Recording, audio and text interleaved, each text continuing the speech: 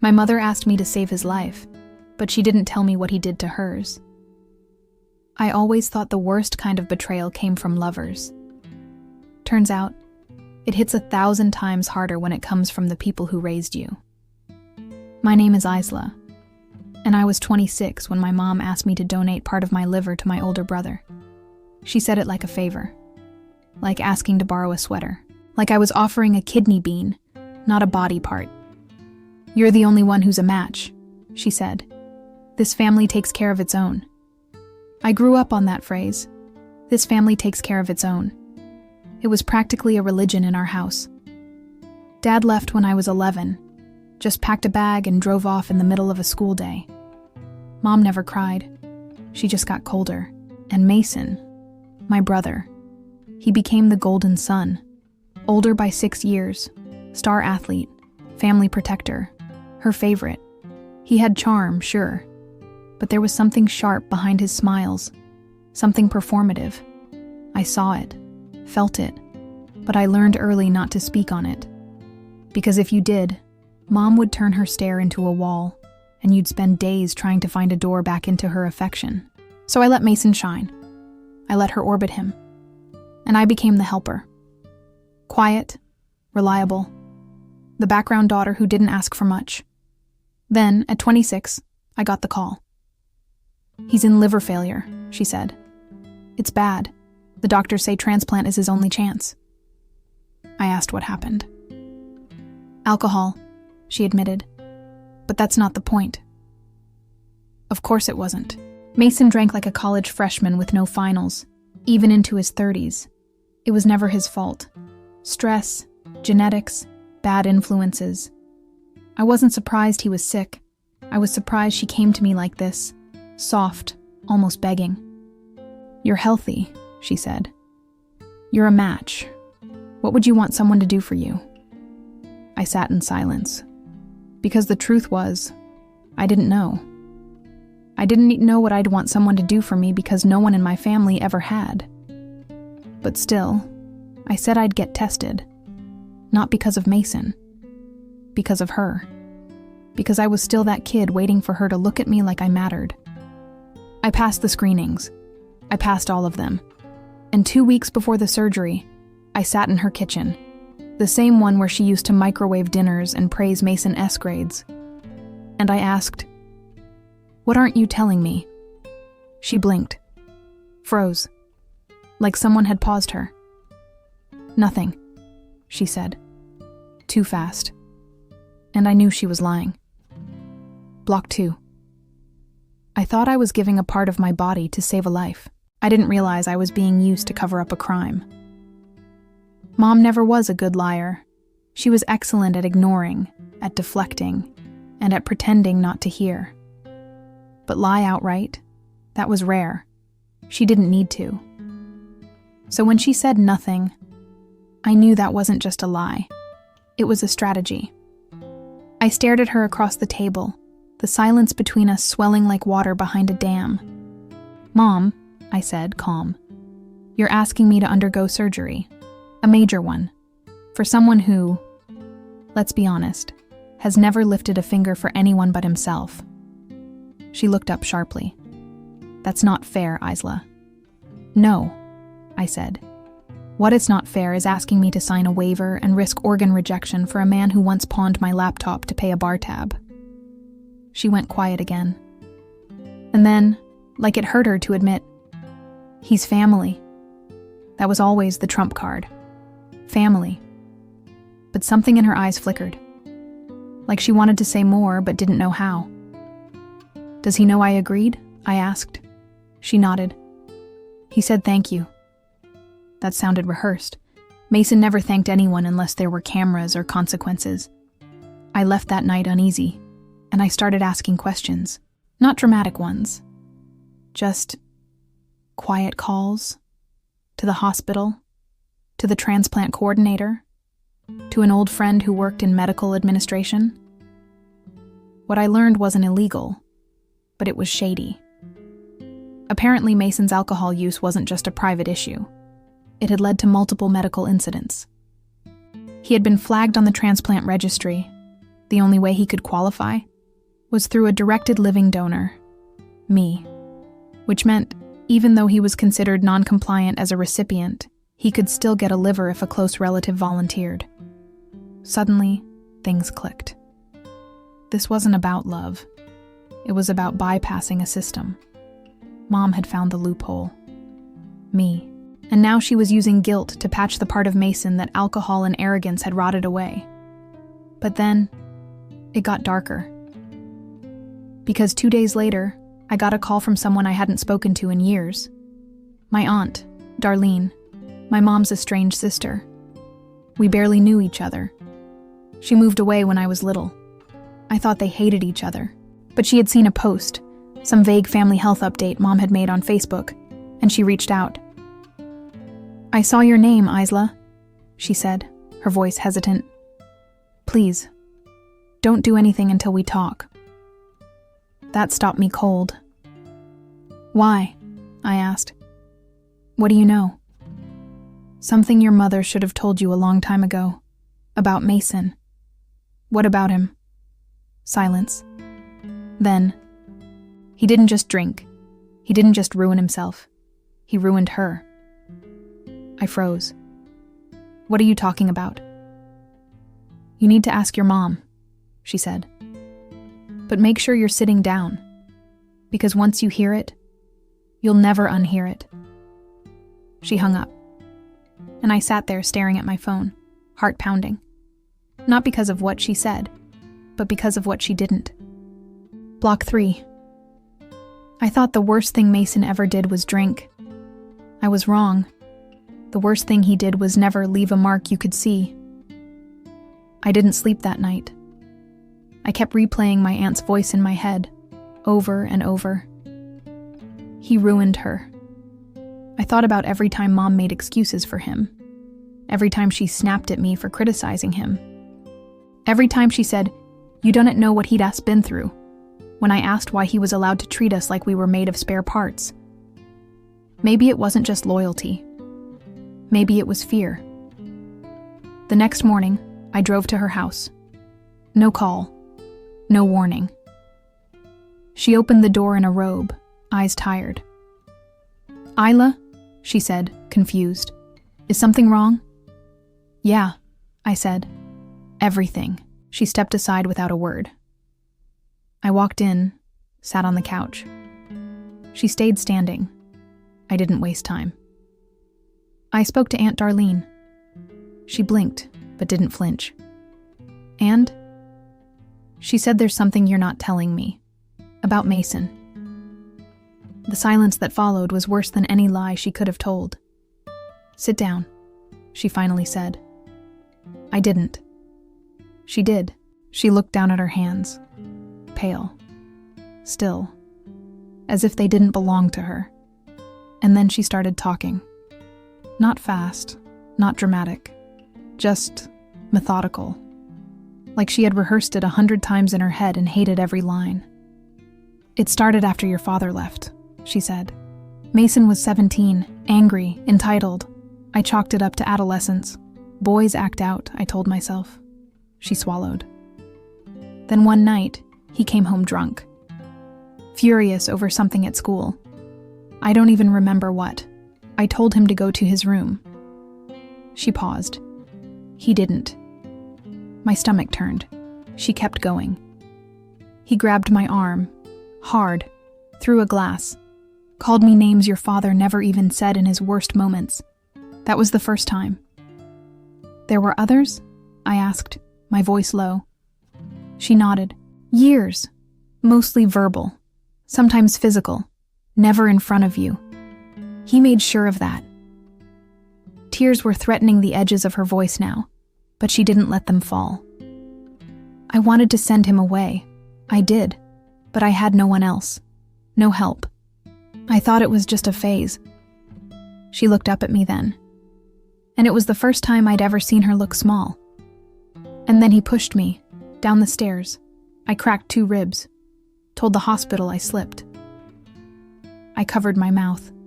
The bile in my throat burned like acid. "You protected him," I whispered. "You lied to protect him."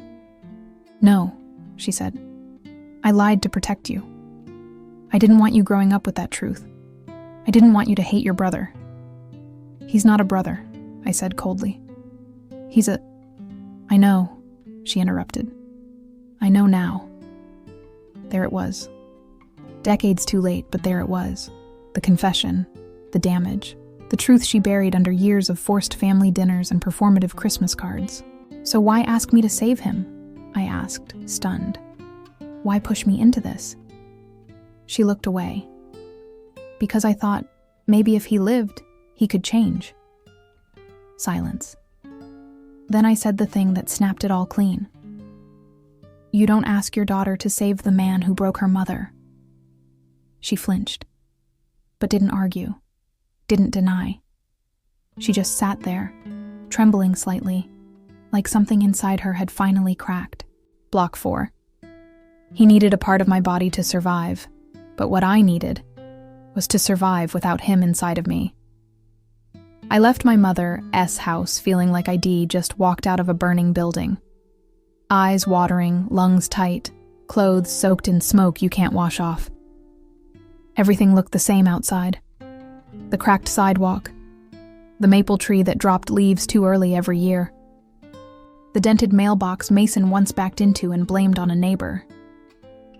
But everything inside me was different. I drove for hours, no music, no phone, just the thud of my heart and the voice in my head screaming, "Don't do it. Don't give him another chance to take something from you." Because that's what this was now. Not a gift, not a sacrifice. A theft, disguised as heroism. And I wasn't sure if I was angry at Mason, or at myself for almost letting it happen. I thought about what it meant to cut someone off like this.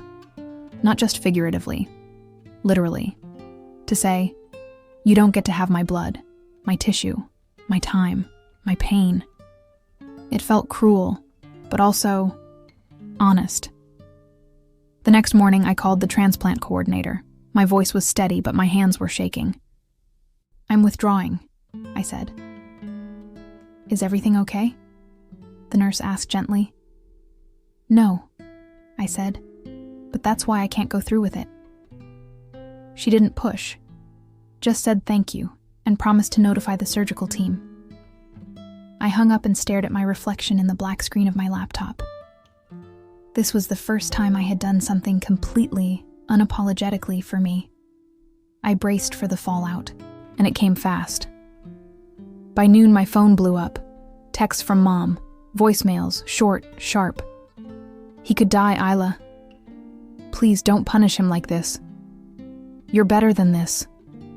That one stung. Because for most of my life, I had built my identity on being better. Better than Mason, better than resentment, better than the bitterness that rotted our family tree from the inside out. But better doesn't mean sacrificial. And being good doesn't mean being used. I texted her back. "I love you, but I won't save someone who destroyed you." She didn't reply. I didn't expect her to. Later that night, I got a call from a number I didn't recognize. I let it go to voicemail. It was Mason. His voice was rough, slower than I remembered. "Hey, so I guess you changed your mind. Mom said you found out." He sighed. "I won't beg. That's not my style. But just know, if I die, it's on you."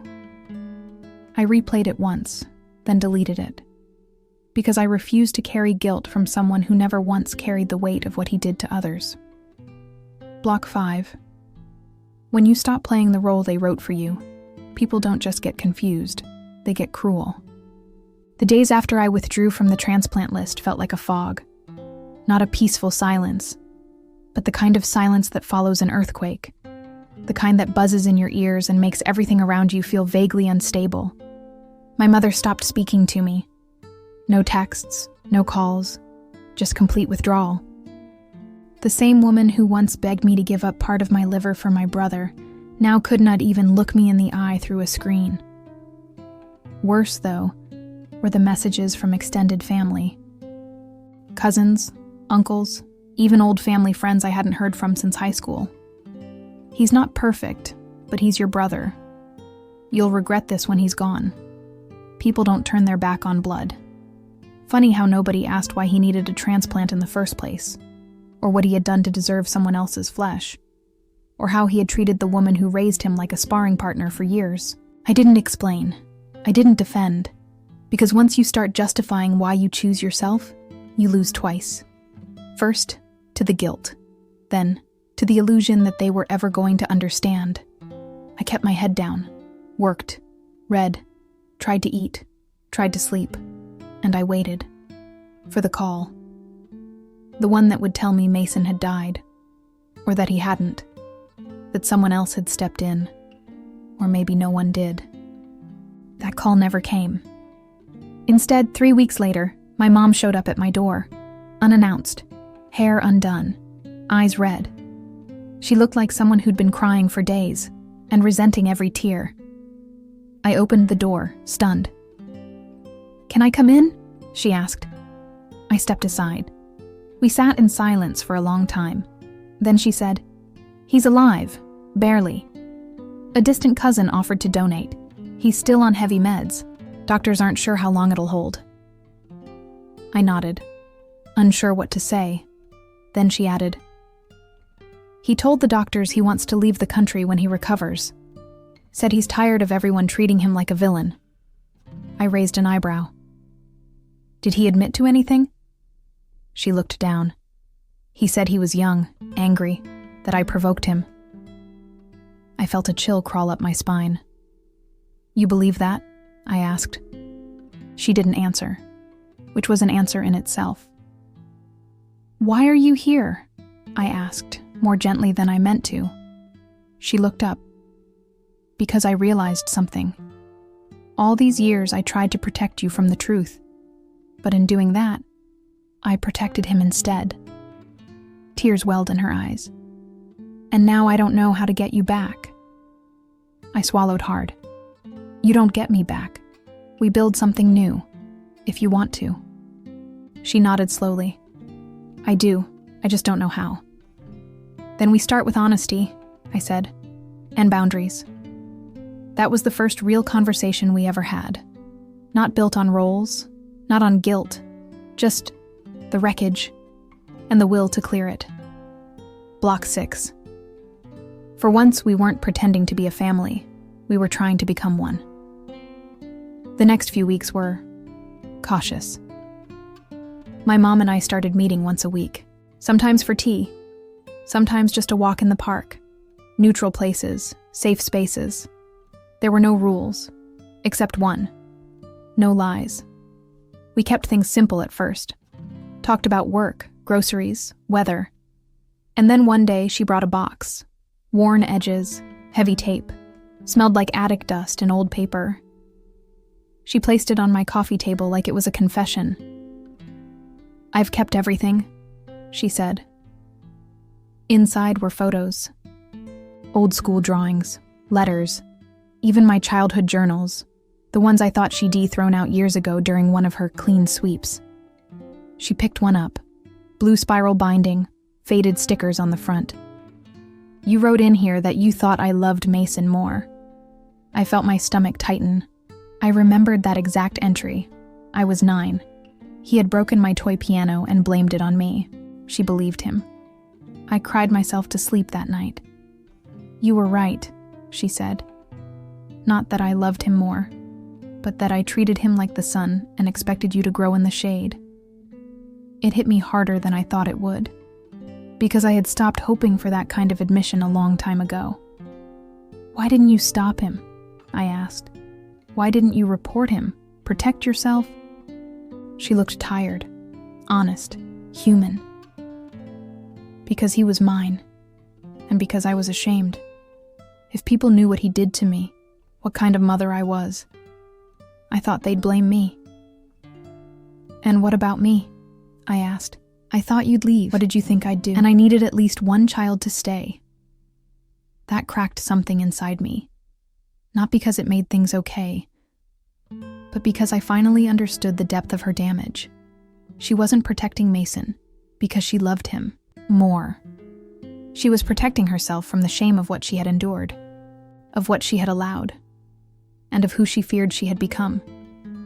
I reached across the table and placed my hand on hers. "You don't need to carry that alone anymore," I said. And I meant it. Because healing isn't about erasing the past. It's about rewriting the future in a language where you don't lose yourself in someone else's story. We made a promise that day. We wouldn't pretend Mason never existed, but we also wouldn't center our lives around him ever again. He would be part of the past, but we would write the rest. Block 7. There's a difference between exposing your pain and reclaiming your power. I wasn't telling my story for sympathy. I was telling it to end the silence. A month after I cut Mason out of my life, I sat in front of my laptop with a blank document open and a cursor blinking like a dare. The title bar said, "For the Girls Who Stayed Quiet." It wasn't a book, not yet.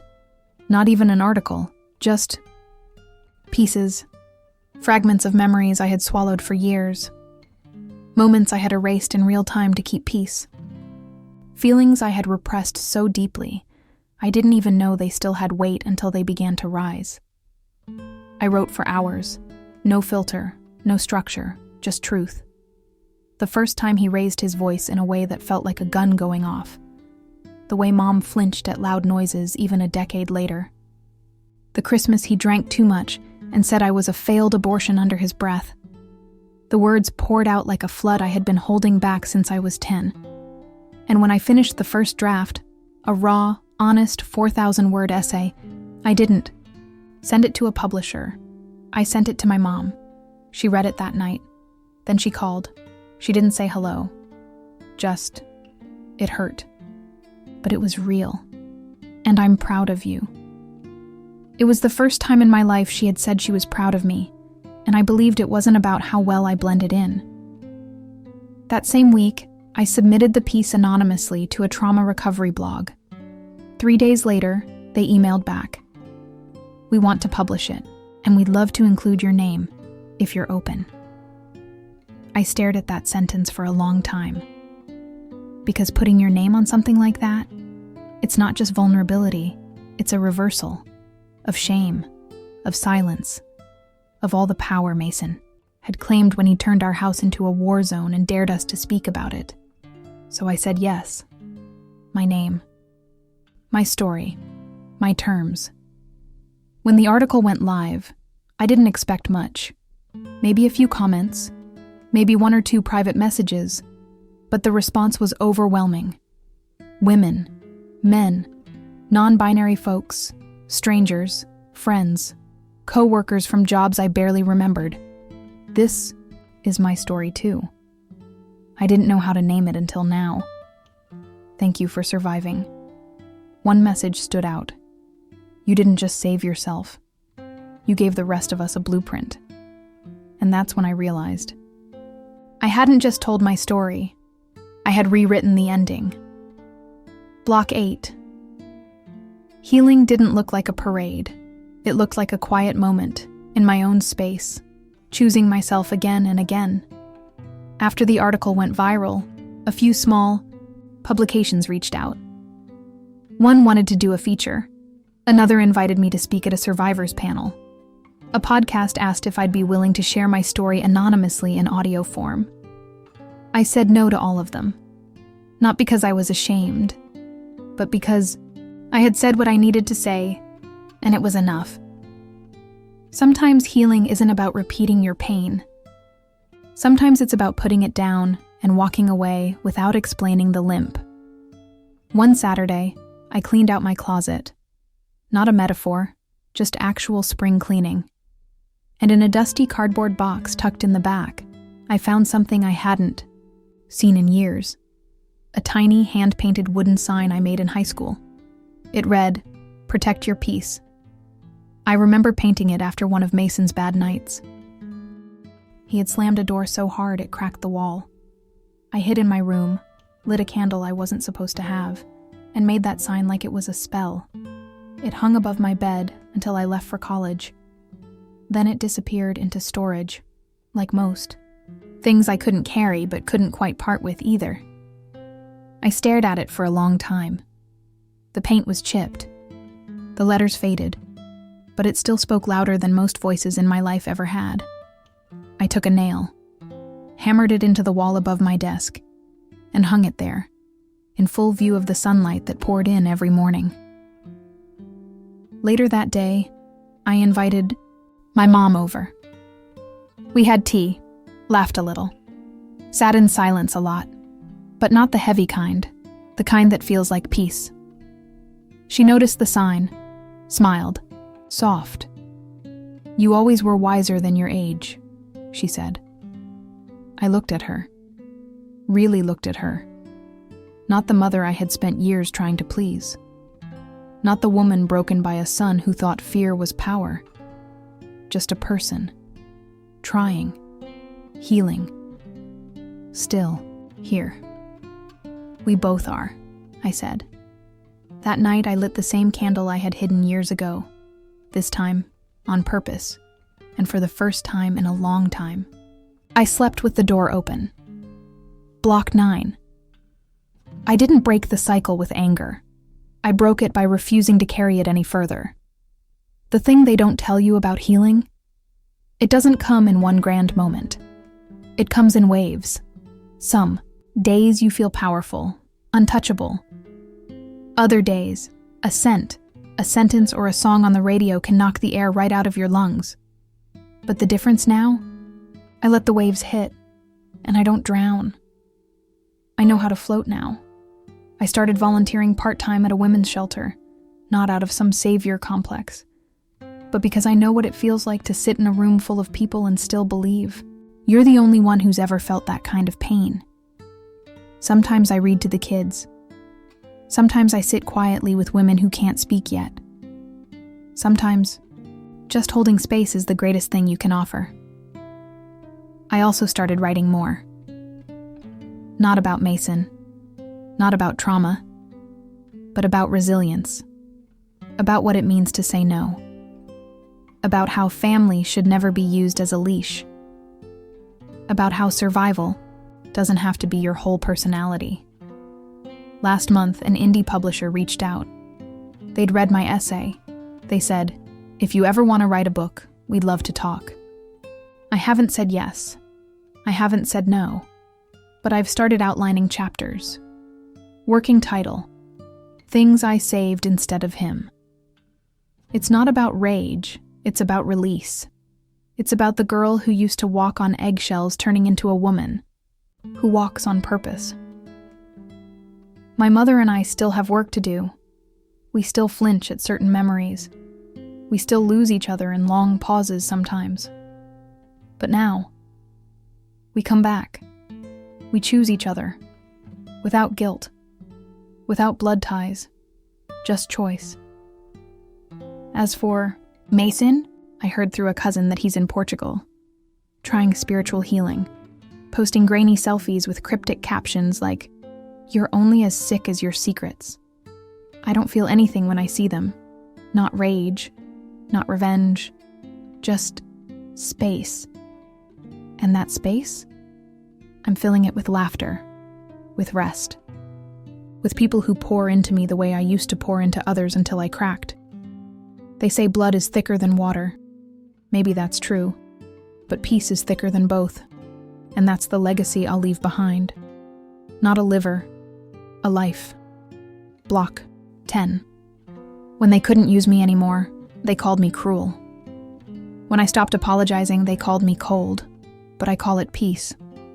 People ask if I regret it, if I feel guilty for not saving him, if I ever think about what could have happened if I'd said yes. And the honest answer? Sometimes. Not because I believe I made the wrong decision, but because I was trained to believe that goodness equals sacrifice, that saying no is selfish, that protecting yourself is unkind, that the best daughters, the best sisters, the best women bleed quietly for the comfort of others. It took years to unlearn that, and I still have moments. Moments where I hear his voice in my head. Moments where I wonder if I was too harsh. Moments where I replay the look on my mother's face the night I said I wouldn't go through with the surgery. But then, I open the windows. I let the light in. I light that old candle again, the one I once used to guard myself from screams through the wall, and I breathe. Because peace doesn't mean you don't remember. It means you're not owned by the memory. A few months ago, I had coffee with someone I met through the shelter. A nurse. Tough, quiet, smart. We talked about boundaries, about mothers, about the strange grief of surviving people who never learned to love you in ways that didn't hurt. At the end, she looked at me and said, "You're not broken. You're just built different now." And I smiled. Because she was right. I'm not bitter. I'm not hard. I'm just done being available for my own erasure. So if anyone asks what happened to Mason, I say, he left and I stayed. If they ask what I lost, I say, the weight of pretending. And if they ask what I gained, I smile and say everything else.